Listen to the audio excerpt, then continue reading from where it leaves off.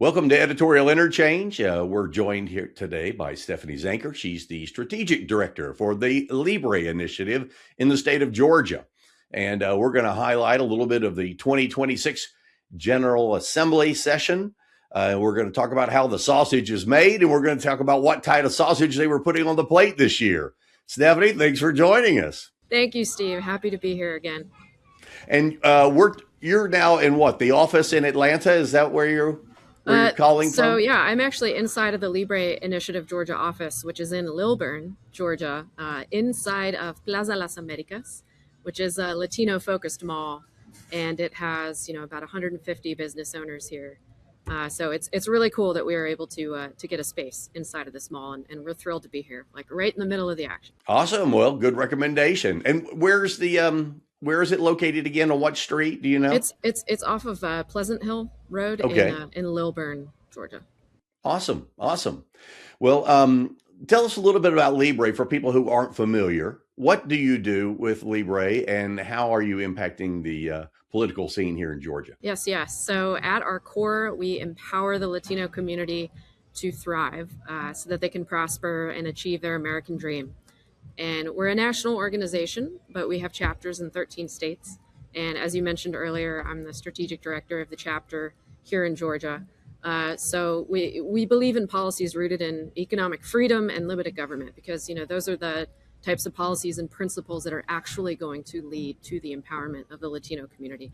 When government gets out of the way, people are freer to pursue their dreams. Whether that's just having a good educational climate for their family, starting a small business without the government getting in the way and telling you how to run your small business. And, so I work under the dome, and we work on these types of policies under the dome. We also do advocacy at events where we teach the Latino community about the importance of these principles of limited government, free market. Sometimes we bring in legislators to come, address the Latino community. And we also do a lot of on-the-ground grassroots work where we are talking directly to the Latino community at their doors, asking them about the issues that are important to them.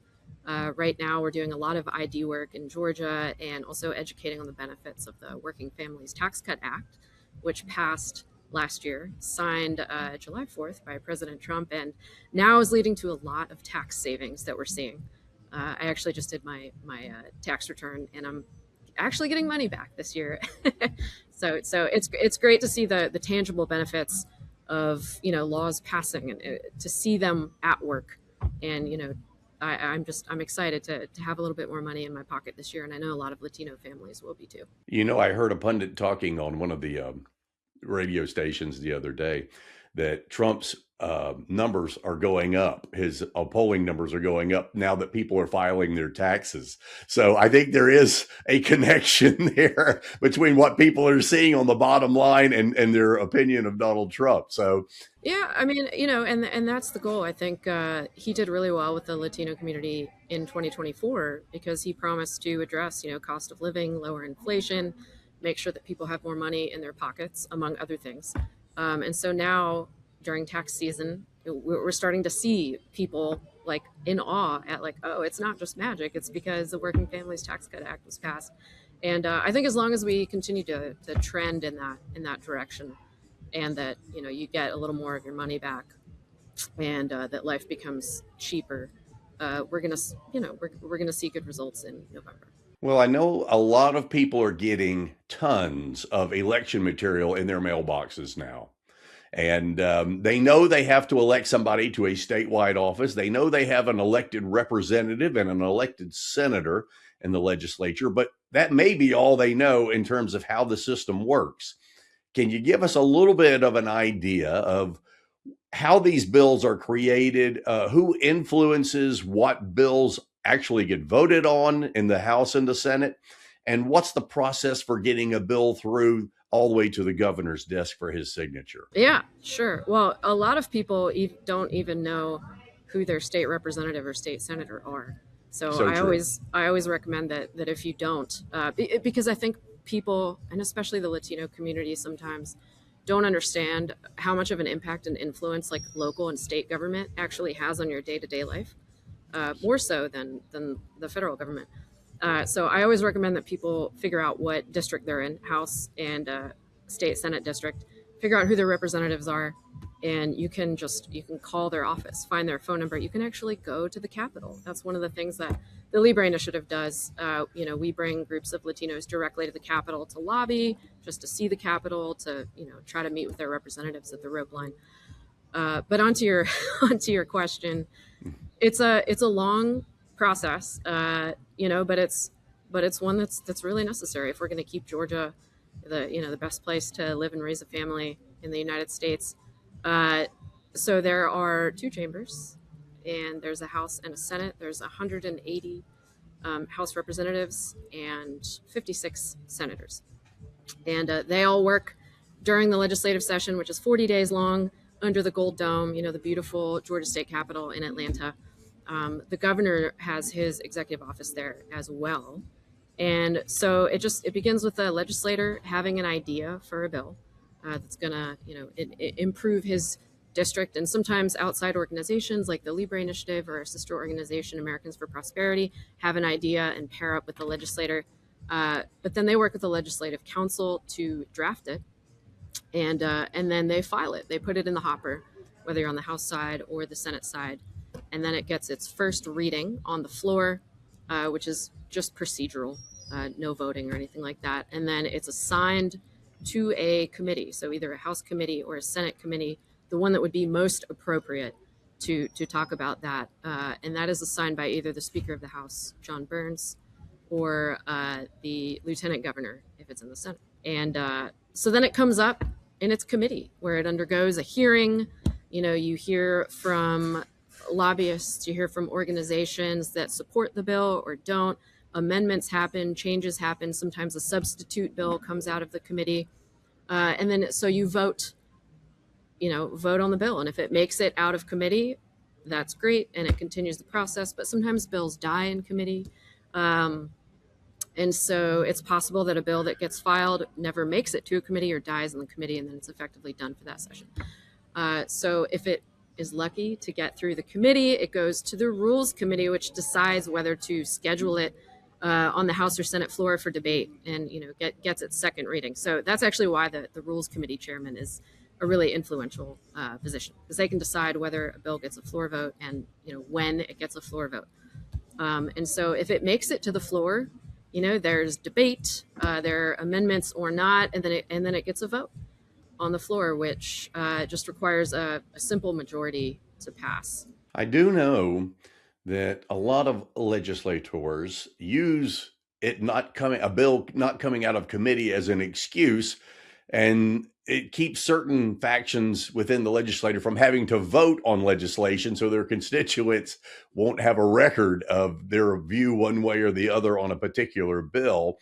And it's kind of heartbreaking sometimes to see some bills that you would think that at least 80% of the population would be in favor of enacting a certain piece of legislation, and it cannot get out of committee. Well, that's why it's so important, and that's part of what we do at the Libre Initiative, is if there's a bill like that we think the population really wants, we encourage them to call the sponsor of the bill's office, call your legislator's office, tell them what you care about, tell them that you want this bill to pass. Sometimes we bring people to the committee to argue in favor of a bill. And these are all tactics that we can use as a grassroots advocacy organization to really make sure that legislation that we believe is going to empower the Latino community actually makes its way through the chamber. And not all legislation is generated within the legislature itself. There are certain industries that will bring at least a draft piece of legislation, or certain interest groups. It might be, clean water groups that protect rivers and streams and lakes. And they might have a piece of draft legislation that they bring in. So there's a lot of influence from the outside too, as well as various lobbying factions for industries and various interests that are continually trying to add or subtract language from those bills. Yeah. Oh, for sure. There's like I mentioned earlier, there's organizations, like the Libre Initiative, there's lobbying organizations, there's sometimes even a citizen can have an idea for a bill. So there's a lot of competing factors and competing interests, which makes it a really interesting but sometimes contentious process.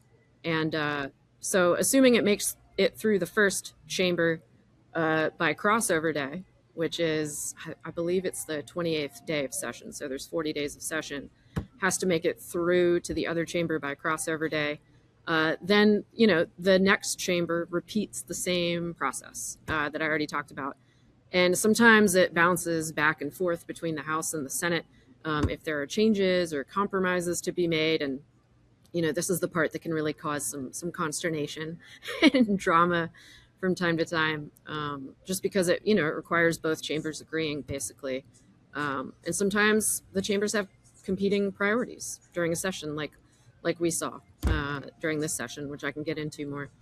But assuming it makes it through the second chamber and they agree on any changes, it gets the necessary concurrence, which is called. Then it gets sent to the governor's desk. And he has up to 40 days, I believe, after session to sign it into law. He could also veto it. And in order to override a veto, you need a 2/3 majority in both chambers to override the governor's veto. And then if he doesn't do anything, it just automatically becomes law. Right. So he can just passively not sign it, and at a certain point, it becomes law automatically. Yeah. Yep. And that rarely happens. I don't recall many bills in the last couple of sessions. I mean, unless it was just something really small, I guess. But most of the large bills, he'll either veto them or sign them, I believe. Is that pretty much what you?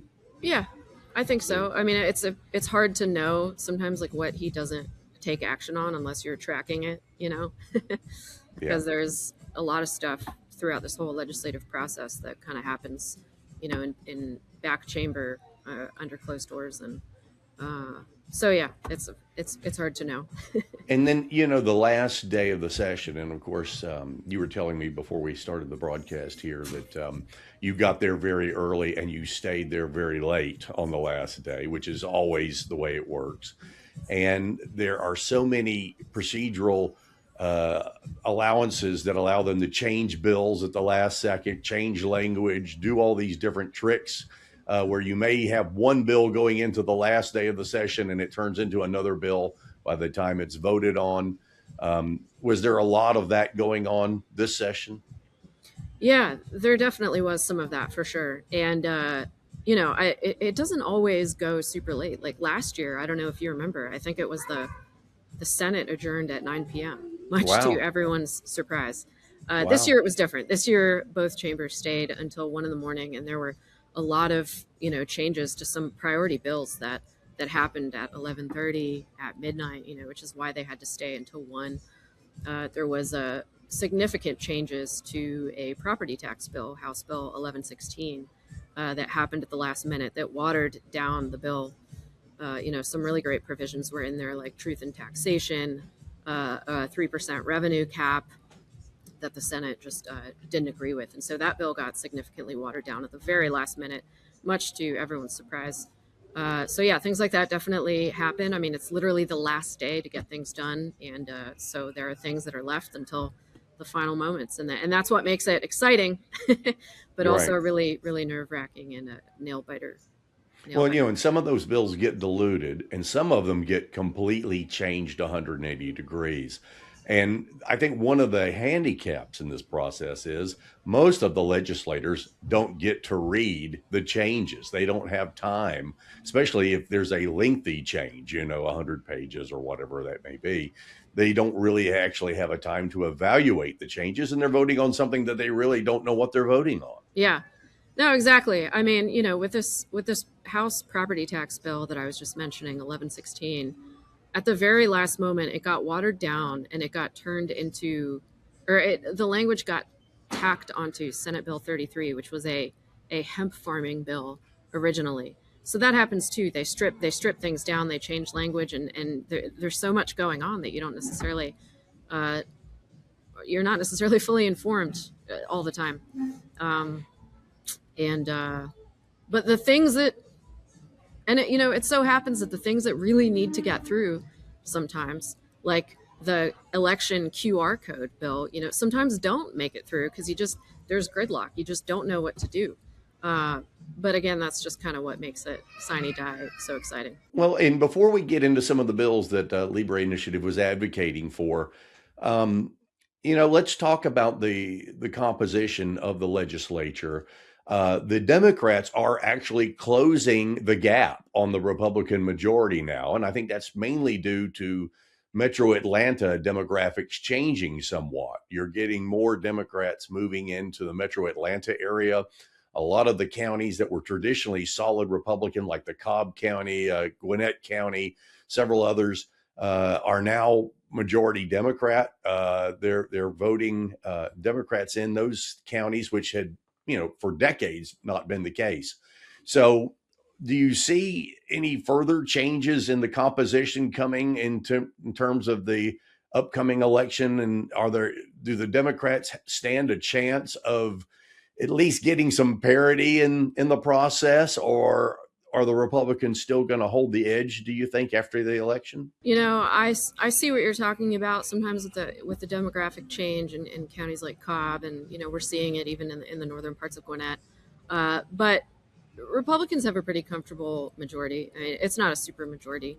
Uh, and I think some races will be closer than they maybe have been in the past. But I do think that the Republicans are going to be able to hang on to both chambers. Now, what is a little bit more contentious and not necessarily so sure is the governor. With this governor's race coming up, I think it'll be interesting to see what happens there. But I think Georgia has been doing so well in terms of having a surplus. It's a well-run state. There's a lot of, great business environment, great business climate here. And so I think there's a chance that people understand, well, we've been under Republican leadership, the Republican trifecta for so long, let's keep this going. But I definitely think the governor's race more than the House or Senate will be a little bit more contentious. Well, let's talk about some of the highlights of the session. The property tax and the income tax bills. You had mentioned 1116, and that one had a lot of drama around it, as you said. It essentially gave us what? So 1116, and I want to say that property tax has been a priority for the Libre Initiative and our sister organization, Americans for Prosperity, and for the House Speaker this session. And this bill 1116 was shaping up to be a really great bill because it included truth in taxation, which is something we talk a lot about, which basically just makes property tax values like transparent. It tells homeowners like what's on the docket so that they can see and have a little bit more control and transparency and predictability in terms of where their property taxes are going to go. It also included a 3% revenue cap, which was really important. And all those both got taken out of the bill. So what ended up in the bill was a property assessment cap, which doesn't go nearly far enough. But we also saw significant income tax reduction.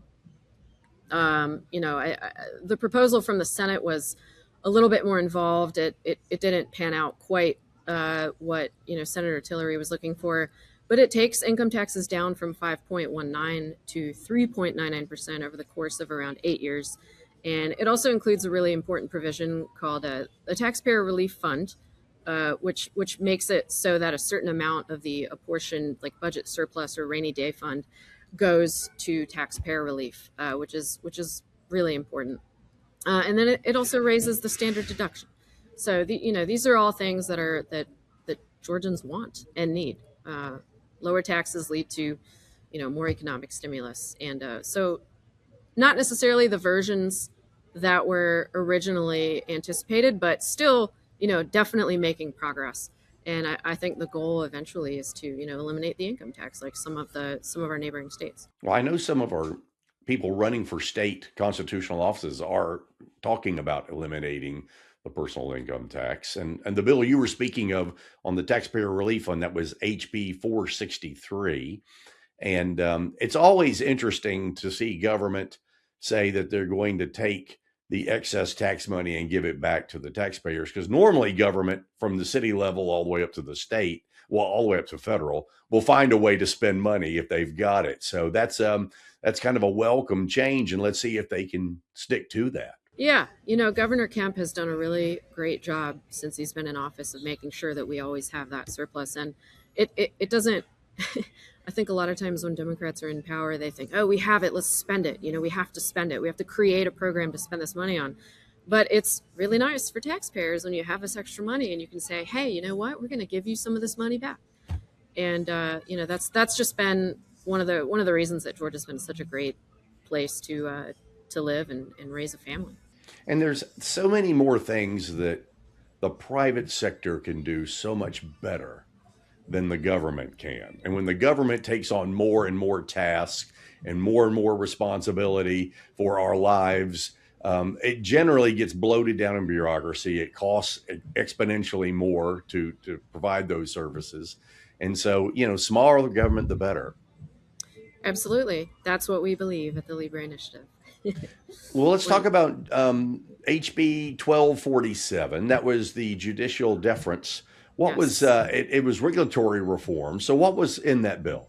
It included regulatory reform. It actually Okay. didn't start as a regulatory reform bill, but one of our big priorities is regulatory reform. So that bill was sponsored by Representative Matt Reeves, and it's essentially Georgia's version of Chevron and judicial deference, which I'm not sure if you're familiar with the SCOTUS ruling, that reversed that judicial deference.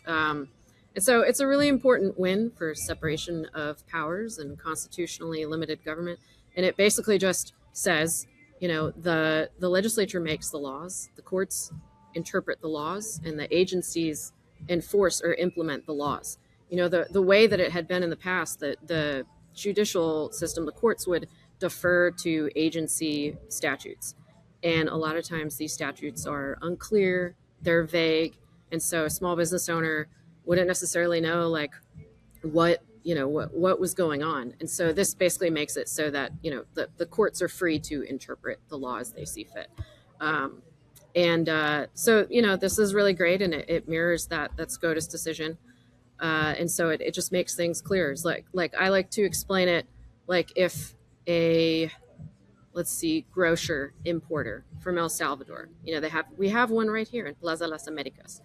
They get a fine slapped on them by, Georgia's Department of Agriculture for saying that, you didn't keep your produce at the proper refrigeration temperature, yet there is no proper temperature defined. The courts could say, well, you didn't say it had to be at 55 degrees. No, we're not going to just defer to this vague statute from the agency. And so this gives small business owners more clarity. So that's an example of how this is, a big win for small business owners like here. And one of my missions is to talk to a lot of the business owners around here to sort of teach them about the importance of HB 1247 and how it's actually going to help them be able to have more predictability and more transparency and clearer statutes in terms of running their business. And that really eliminates, especially with the Chevron decision with the U.S. Supreme Court and what they're trying to do in this legislation, is a lot of times the legislature will kind of shirk their responsibilities by giving clear definitions and clear responsibilities and parameters within the law. So, in other words, it might be like for the federal level, it might be EPA, and they allow EPA to control how much of some element you can put in your exhaust of your industry stacks. But it's never really defined by Congress, and they're letting the agencies kind of run away with these things. And Congress really never says, no, we're permitting this or we're not permitting this. So it takes all the guesswork out of there. And the best part about it is too, when these companies get fined so heavily for this, and it's like, well, who voted for this? Who put this in the legislation? It doesn't exist in the code. You shouldn't be paying fines for something that doesn't exist in the code. Mm-hmm. Mm-hmm. Absolutely. Yeah. I mean, with the Loper Bright decision, that federal court decision, basically NOAA was mandating that small fishermen had to have a certain piece of equipment on their boats that really cut into their profit. And so, yeah, that's why, I think a lot of people don't hear about judicial deference. It's not one of those like sexy topics that people talk about a lot, but it's so, so important. And it's a big win for separation of powers for sure. I know on the West Coast, they're having a lot of problems with a very similar situation where it's water rights and with farms and so forth, ranchers, people who need water. And now they're just coming up with these dictatorial mandates through agencies, fining these people for consuming too much water or not pulling the water out in a certain way, but it's not in the law. And we hope that doesn't come to Georgia. Hopefully, we've taken care of that. So Yeah, I basically we need to check the power. Agencies are getting too big. These bureaucrats, they're unelected, and so the decision making really needs to be with elected representatives. absolutely.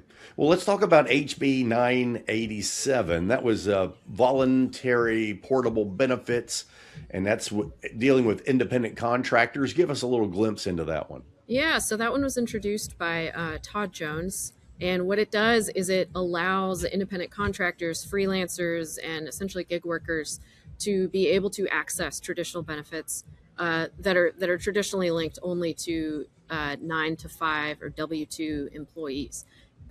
What benefits am I talking about? I'm talking about health insurance benefits, PTO, um, 401k, financial benefits like that, that independent contractors traditionally haven't had access to. But our workforce is changing, our economy is changing. There's so many more people choosing flexibility, uh, especially with Latino families. So Latino parents are definitely overrepresented in terms of the contractors. There's a lot of construction workers that are independent contractors, and there are a lot of gig workers. And so I think this bill really brings us into 2026 as our workforce keeps evolving, and it allows those benefits to follow the worker without changing the nature of the company and worker relationship. So it doesn't make it so that, oh, now because they get benefits it's a more traditional employer employee relationship. No, it's completely flexible, it's completely voluntary, and it just allows more workers to be able to access these important benefits. And I guess employers saw a way to cut their costs by bringing in more subcontractors, handling duties that would normally be taken place in past decades within the corporation itself. So that's kind of given them the ability to cut their costs by kind of shorting the actual employee. So that pretty much eliminates that type of scenario. Yeah, and another thing to mention too is it had broad bipartisan support, and Okay. it really didn't encounter a lot, if any, friction. And Oh, that's great. yeah, yeah. So I think it's really going to help a lot of people out. Well, let's talk about HB 427. That was the internationally licensed physicians bill. What was that all about? Yeah, so that was Senate Bill 427, and that was a big priority for the Libre initiative this year. It had been floating around in some iteration for the last few years, but this year we really engaged more. I testified in support of it at the committee hearing, and we were working with other organizations that really prioritize this as well. But whether or not, Georgia has had a critical physician shortage throughout the entire state, with up to 9 to 10 counties that don't have any primary care doctors at all. And we And that's have all that's of these. primarily in the rural areas, It's right? primarily in the rural areas, yeah. Yeah. And so you have a bunch of families, hardworking Latino families, that have to drive really far just to be able to get the proper care. But we also enjoy a population of foreign trained doctors that are experienced. And so what this bill does is creates a pathway for internationally licensed physicians to be able to practice medicine in Georgia, specifically in rural and underserved areas. So it's really good workforce development policy, and it also increases access to healthcare for those families in rural and underserved areas. Now, for these doctors that are coming from other countries, do they have to do some sort of accreditation process? in order to practice in the United States and in Georgia before they can take advantage of this? Yeah, so they have to. I think there's like A through F. They definitely, there are guidelines that they have to qualify for, but one of the provisions is that they had to have practiced about 5 to 10 years in their country of origin, and then they receive a limited provisional license here under the supervision of, primary care doctor. It included, its original version didn't include federally qualified health centers, but now it does. So it expands the health centers that these international doctors can actually work toward their license at. It's, the bill, the way that it is, I believe, is it's a little bit too restrictive. It will block some, internationally trained doctors from being able to qualify for this program. But the bill also includes a provision that basically requires like a study after the end of the first year to see what's working, what's not working, how many doctors actually qualified in what areas. So it'll give us an opportunity to refine it in a future session if need be. Were there any incentives like tax incentives or paying for educational type things that they have to adhere to in terms of getting them in the rural areas so that they're not coming to Metro Atlanta as well? I think that was just the point of the bill, Okay, that that it had to, they had to qualify in rural and underserved areas because that's where the need is the biggest. right. And so originally, 2 years ago or so, and even last session, I think there was some bristling by the Georgia Composite Medical Board, which is the regulating and licensing agency for doctors in the state. And I think in areas like Atlanta or more urban areas, sure, it could be seen as competition, but those aren't the areas that have the physician shortage. Those aren't the areas that really need to see more doctors. And so I think it's great that it got through. It's currently sitting on the governor's desk, so hopefully he'll sign that soon, and it'll be law. That's great. I know with nursing, because obviously there's a shortage in nursing too. And I do know that they set up some incentives a while back for nurses to practice in rural areas, underserved areas. And I think that would be a great idea, maybe to enhance that, to come up with not only would we like you to practice in those areas, but we're going to incentivize it, that so that that population can be taken care of properly. Hey, let's talk about a bill that died. That would be the data center bill. That's SB 34. Yeah. What was that all about? Yeah, so that came up originally last session, I believe, and that's about data centers. I'm sure you're aware, Steve, that Georgia is becoming a magnet for data centers. It's becoming one of the more prominent data center states in the United States, and it's great. Libre Initiative believes that we need data centers here to serve our critical AI and energy infrastructure, right? But at the same time, a big question surrounding this is, well, who's going to pay for them? And SB 34, sponsored by Senator Huffstetler, was primarily making sure that those costs were not passed on to the consumer. So it was, aimed at protecting ratepayers so that the data centers could come in, but there were protections so that they weren't, able to pass those costs onto the consumer in forms of utility bills. That's something that's been having a big moment in Georgia right now with the public service commissioner races and utility bills going up. And what happened with SB 34 was when it got to the floor, I think Georgia Power and a lot of these data center lobbyists were working to make sure that certain provisions, that there were changes to the language, like we talked about. There was ping ponging back and forth. Ultimately, it didn't get a floor vote, and so it died. But it's certainly an issue that's going to keep popping up as, like I said, we're getting more and more of these data centers here, and there's a lot of different conversations around it. They use a lot of natural resources. They use a lot of water. Where are these costs going to go? And as we use AI more and more and more and need more of these data services, it's the issue is not going to go away. And so I think next session, I do think it's gonna be a priority. It's gonna pop back up again. Well, it's probably the biggest political hot potato we have, along with the voting machines. I think those two are the hot ones. I did an interview with Tim Eccles while he was still on the Public Service Commission, and I asked him point blank, with the introduction of the data centers, do we have enough capacity to keep these centers going in Georgia? And he said, no, not currently. We don't. Now, I think one of the biggest problems we have is we just saw a lot of tremendous rate increases in our electric bills to upgrade Plant Vogtle. So here we had all that nuclear energy capacity. So to generate more electricity, we kept paying for it and paying for it and paying for it. But they said it's going to be a long-term savings in the end because we won't have to worry about capacity. And now we're bringing data centers in that are eating up all that capacity beyond all the things we've generated with Vogtle. So, I mean, I understand the justifiable anger and the angst from the consumer, thinking that they're going to have to pay for this twice, once for Vogtle and then once for the data centers.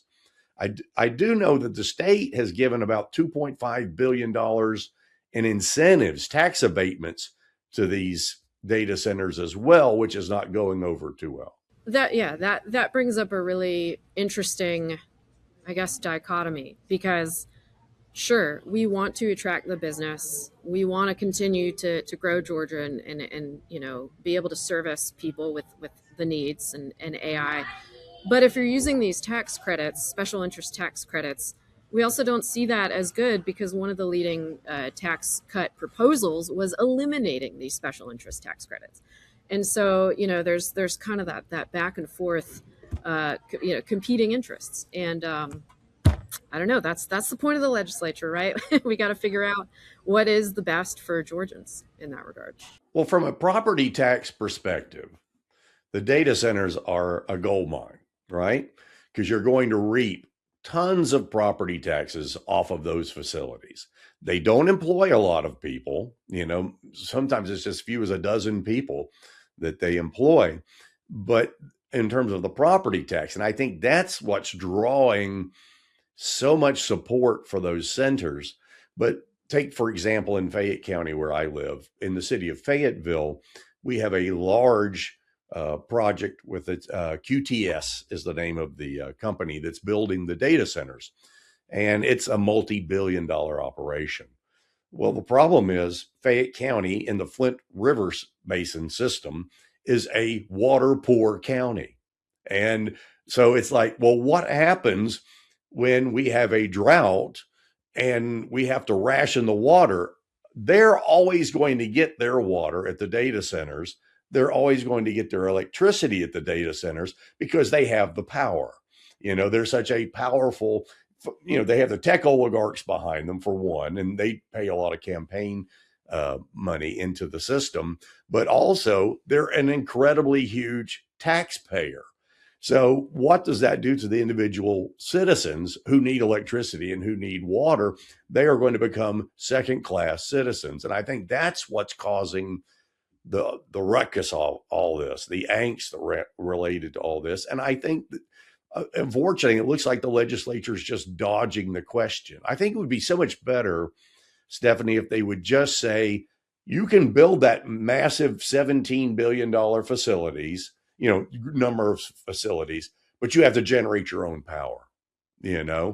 You build your own natural gas plant or build your own coal plant or whatever it is, but do it yourself and don't put it on our backs.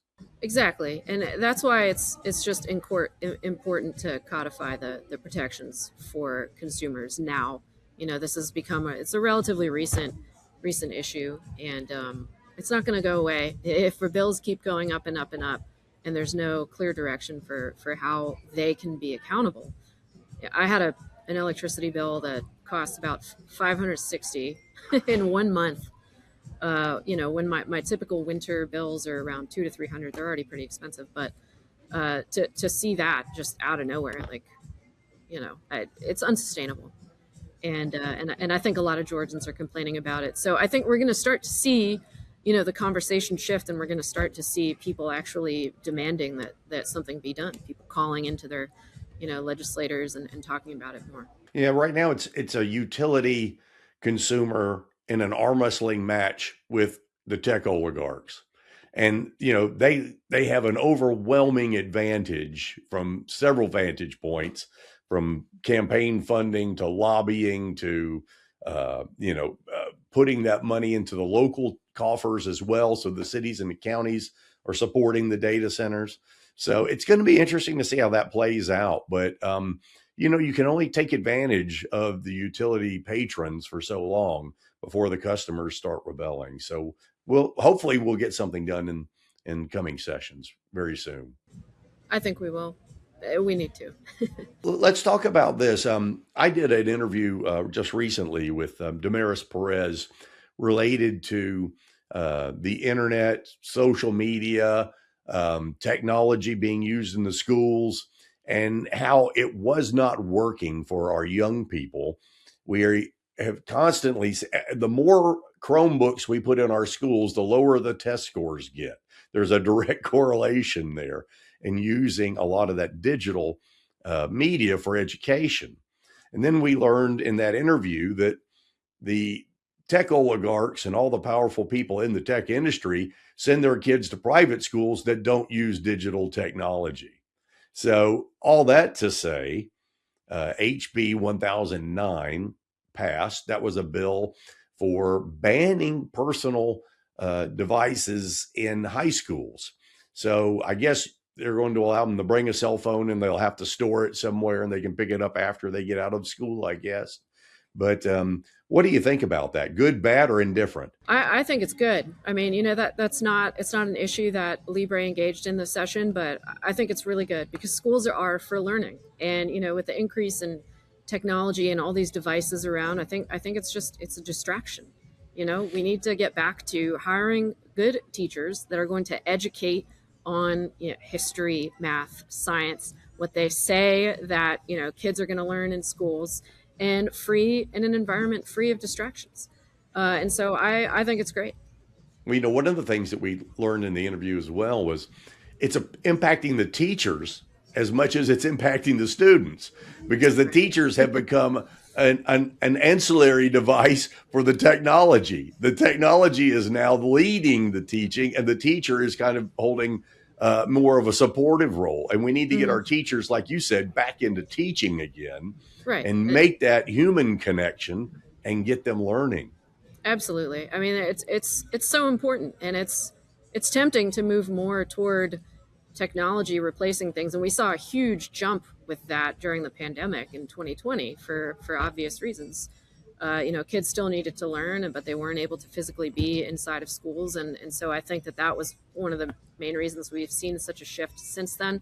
But thankfully, people are starting to recognize, like, if you're distracted by a meme on Instagram while you're, learning about the history of 1776 and the birth of our nation, like that's just we can't continue to operate that way. And so, I applaud this bill, and I think we'll end up with smarter, more informed students and teachers that come back to understanding the importance of that human connection. And one of the major concerns now, too, with all these data centers is the impact of artificial intelligence on our children being able to learn.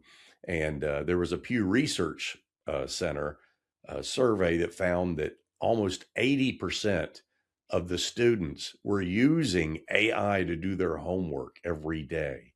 And that the largest percentage of that 80% were minority and low income students. And it's like, this is not boding well for putting some of these kids in our future workforce, that they're not learning it themselves, they're having AI do it for them. I think there's a balance. I think AI certainly has a place. It'll lead to growth in innovation, but not at the expense of students being able to, find information, do research on their own, have their own ideas. Thankfully, it's still pretty easy to see when a student is just copy pasting a ChatGPT prompt for a paper about the bombing of Hiroshima or something. There's certain things that you can look for that a teacher can spot. But as these AI models develop, and constantly refine themselves as they're doing, it's going to be harder and harder to catch that. And so it's all just so new. We just need to find a balance between the two. Absolutely. Well, we'll try to put a link to that interview in this notes on this interview as well, just in Oh, case okay. somebody wants to look that up. Yeah. Another bill was SB 442, and it failed, but it was requiring English speaking for commercial driver's licenses. And I was kind of shocked that we didn't already require English for commercial driver's licenses, but Hmm. apparently we don't. We've seen some accidents, some severe accidents with tractor trailers being driven by immigrants who do not speak any English at all, did not know the road signs, and could not pass a standard commercial driver's test. Um, what do we need to do you think, to resolve all this? Should we require English only, or do we need to have some sort of program set up so that we can get more people who may not be proficient in English, so that they can get these commercial driver's licenses? Well, I think it's just common sense to require people operating heavy, automobiles, CDA licensees to be able to speak English and to be able to read road signs, because they're constantly communicating with back and forth with themselves, with their dispatchers, and if there's any sort of big language barrier, that could lead to devastating consequences, big accidents, deaths in some instances. And so to me, it is just common sense. Now, why did we get here? Well, I think, the trucking industry was suffering, and so they needed to hire some of that immigrant labor, which I certainly understand, because we're having supply chain issues, and that leads to costs going up at grocery stores if we don't have people to move goods around the United States, and so I think that led to hiring more people. However, I think you can do both, right?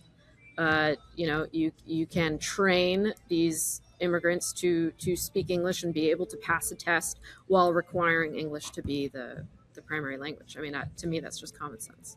Well, it sounds like there's definitely a need. If you have to bring, and I think nationwide, it's hundreds of thousands of people who are impacted by this English, not being able to speak English, but yet they have a commercial driver's license.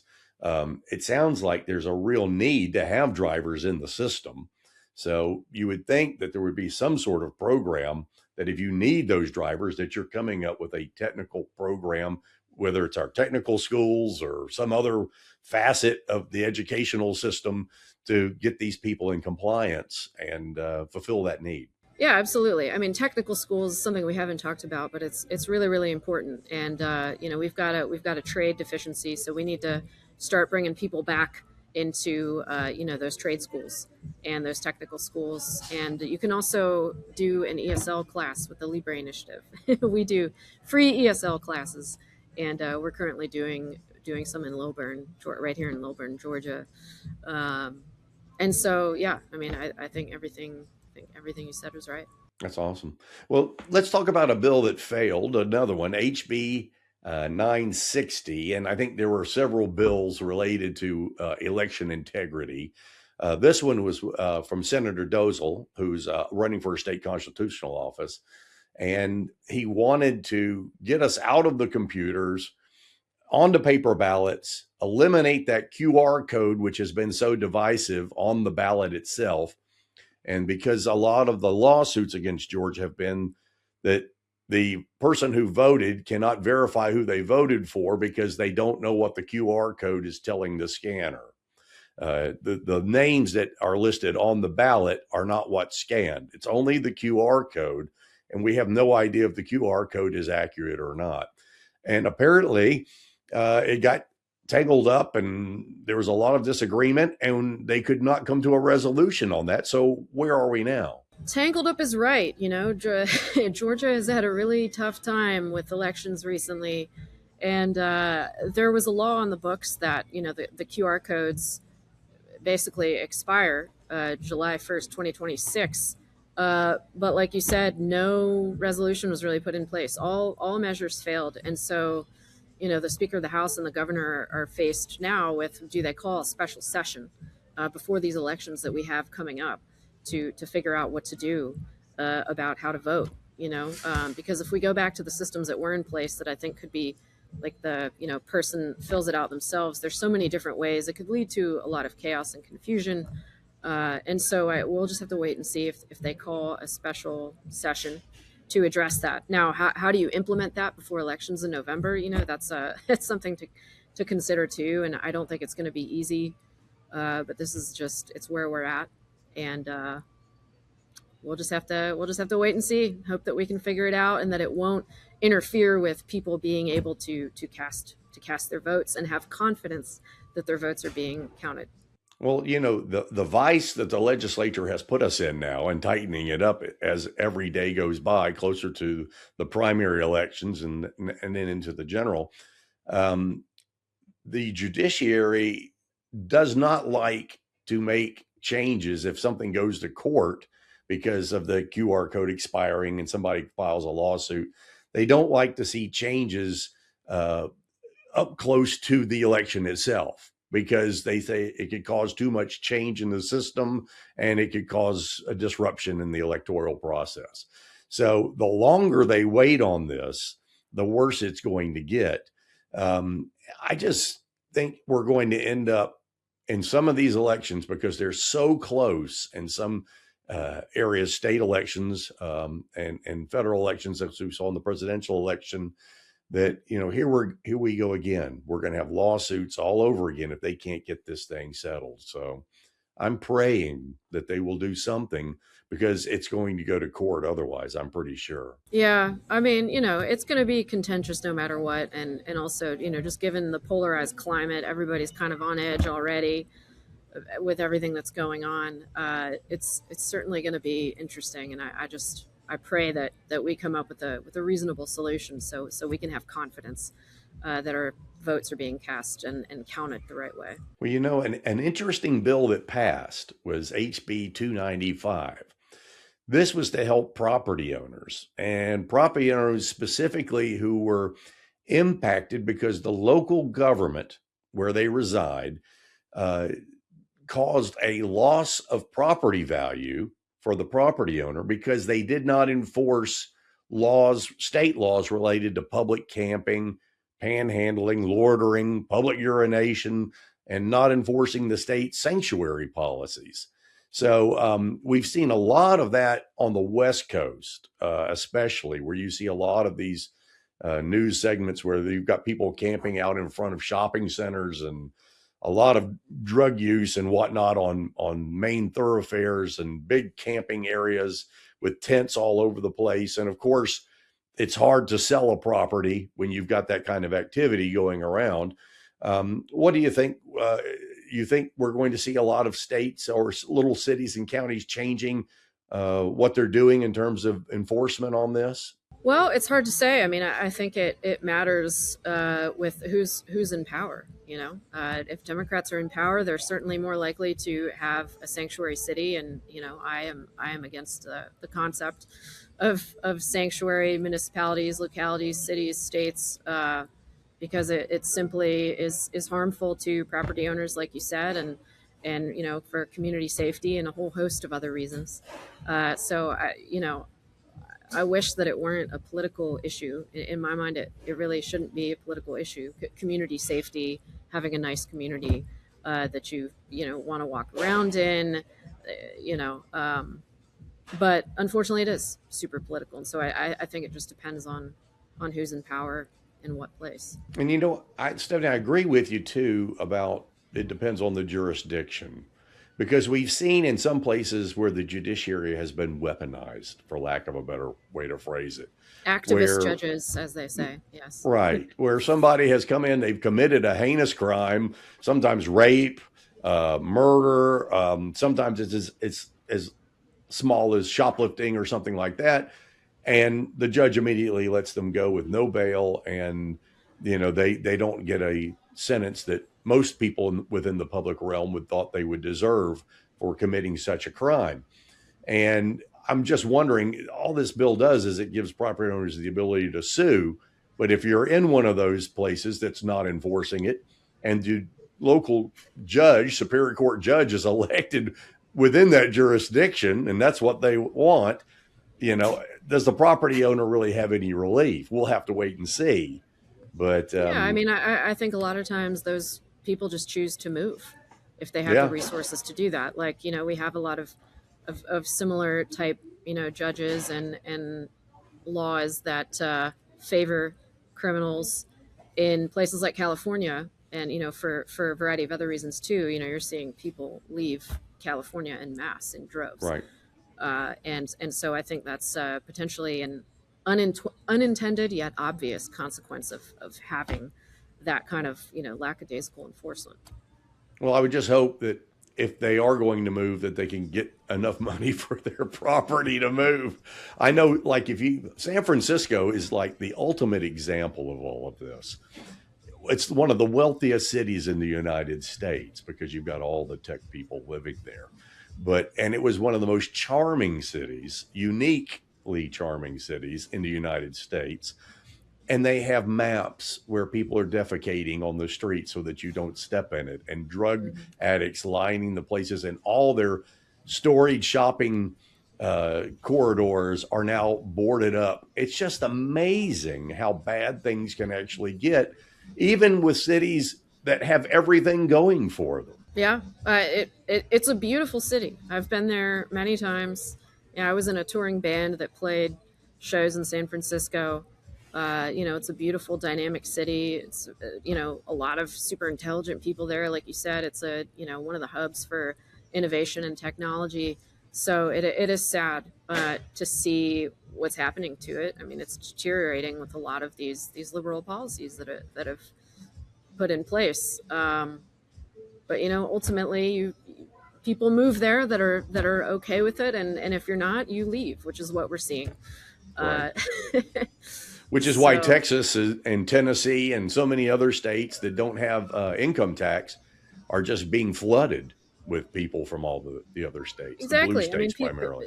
People are seeing, and hopefully they will vote, in the direction of, well, why are you moving to Florida? Why are you moving to Texas? Because you have legislators that value economic freedom, that value limited government, that value community safety, and hopefully they'll put two and two together and start voting that way as well, so that they don't become these liberal cities with disastrous policies that they're fleeing. Well, let's talk to a little bit before we go here. The general climate in Georgia and these upcoming elections, particularly with the Latino vote, which you have a handle on.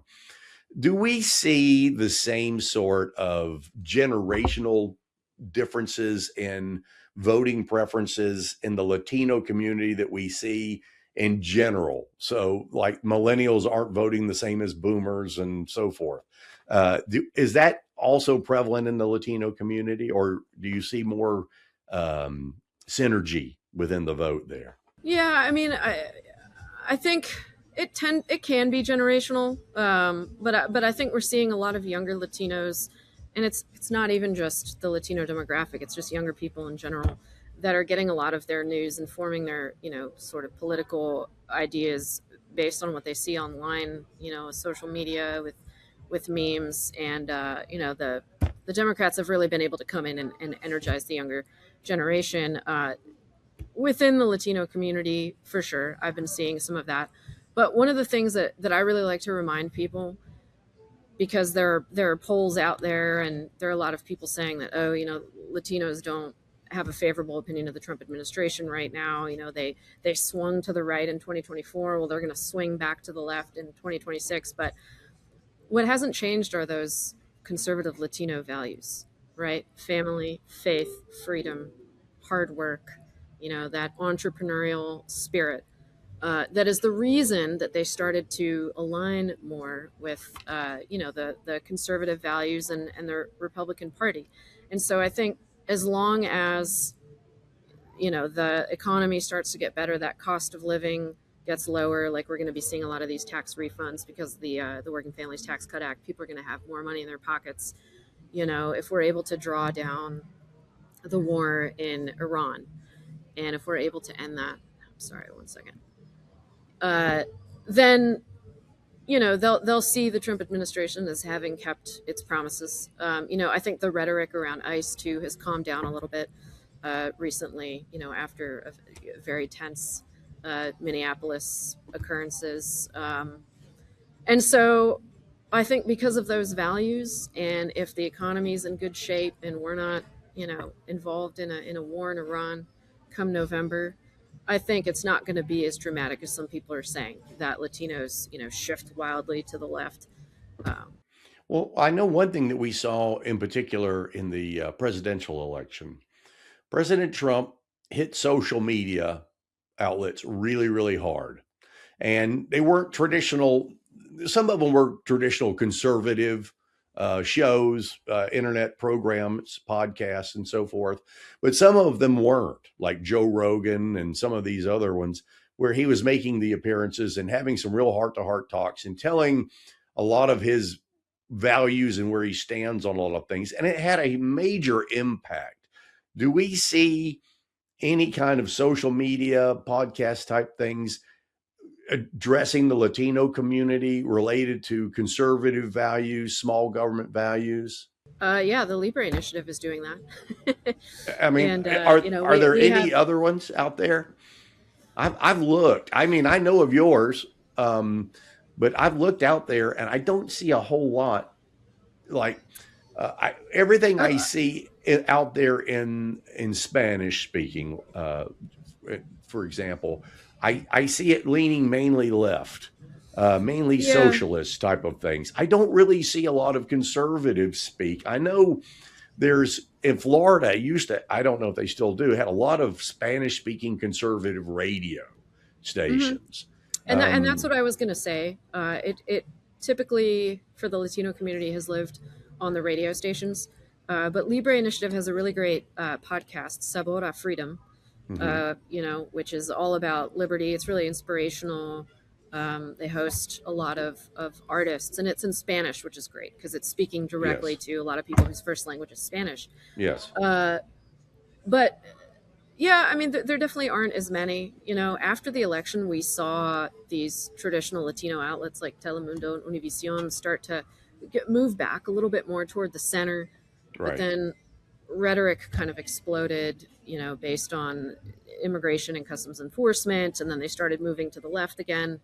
And but there's Fox Noticias in Spanish that has that more limited government, economic freedom approach, and so I think you certainly have to look for it as a Latino more, but it's out there, and we are certainly out there too, and trying to help connect Latinos to some of these sort of more traditional conservative ideas. With the candidates running for the state constitutional officers in Georgia, are any of them, in your opinion, adequately reaching out to the Latino community to garner their votes? As some of them have expressed interest, I have not seen that yet, but I think it's because a lot of them have been in session mode, and so now that we're really kicking into to outreach and election mode, it remains to be seen. But I hope that they do, that they recognize the importance of our community. Latinos are the Latino shift to the right is what helped push the President Trump to victory in 2024. And one of the things that I hear consistently when we're out knocking at doors is, wow, thank you so much for coming here. Nobody has been here before. So they feel seen, they feel heard, they feel like people care about what they think as a Latino parent, and that's really really important. So I would like to impart that to all the candidates running. Outreach to the Latino community is really important. The Latino population in Georgia is growing really rapidly, more rapidly than the average in the United States. It's about 11% of the total population of Georgia. And so, yes, please remember us as you do your outreach and get out there in the community. If you were advising one of the campaigns for state elected office, What channels would you tell them to use in order to reach out to the Latino population in Georgia? I mean, have events, do door knocking. I can't really talk about campaign strategy too much in my role right now publicly. Well, I'm not asking you to make a political judgment. I'm just saying, Well, go to what are the okay. best ways to reach the Latino population? I'll In other words, for come to any come to a purpose. place come to a place like Plaza Las Americas. This mall where we have our office. I'm actually talking to some legislators about bringing them here so that they can meet some of these business owners and interact with them, tell them what they worked on during session, what passed, and ask the business owners, well, what issues are important to you. And I hope to have a couple of those set up in May here. But to find these places, go to places where Latinos gather and just talk to them directly in their community. Find out what makes them tick, and you'll hear that it's cost of living, affordability. That's the number one thing. What are ways that we can lower the cost of housing, lower the cost of gas, lower those utility costs, and if you're there and you listen, then you'll win the support of our community. Do you think the national political scene has as much of an impact on the state and local races as some of the pundits say they do? You mean like a In top other down words, ticket? in other words, is Trump's polling numbers, does that have an impact on who wins the governorship of Georgia or maybe the Senate seat in Georgia? I Or mean, yeah, I think there's always some down ballot influence for sure. Um, but yeah, we'll see. Like I said, in Georgia and in the United States, as long as the economy starts to shape up, especially those gas prices. If those gas prices drop, people start to see money returned on their tax returns. We're not involved in a war. I think people will vote, especially the Latino community with those conservative values. We'll say, "Oh, okay, this is what we voted for, and it's working." That remains to be seen. well, if all of people viewing this wants to, if they want to find out more about the Libre Initiative, how do they find you? Well, they can go to thelibreinitiative.com or thelibreinitiative.org. Uh, if you have Instagram, we have a Libre Georgia Instagram account. We also have a Libre Georgia Facebook. And I am on X. Steph is anchor on X. And just Google the Libre Initiative Georgia. Go to the website, get involved. And we hope that you do, because we need volunteers, we need activists to get out there and speak directly to Latinos, so that we feel like we have an opportunity to shape Georgia and to shape the United States. And let me ask you this, just on behalf of the Latino population, going into next year's session, what would you be wanting to accomplish that we didn't get done to this time around? I'd like to see a little bit more regulatory reform. One of the things that we were pushing for was REINS, which is regulations from the executive in need of scrutiny. Making sure that it's the legislature that's involved, not bureaucrats making making the laws essentially. We want to get a little bit further with the tax cuts, with the property and income tax cuts, and we want to just continue to focus on economic freedom and limited government policy. Awesome. Well, Stephanie, we always love having you, and we'll get you back as things continue in the legislature, and we'll always get your opinion. We're very interested in the Latino population in the state of Georgia. So thank you for joining us, and we'll talk to you very soon, hopefully, about some upcoming stuff that's going on with the Libre Initiative. Alrighty. It's a pleasure. Thank you for having me.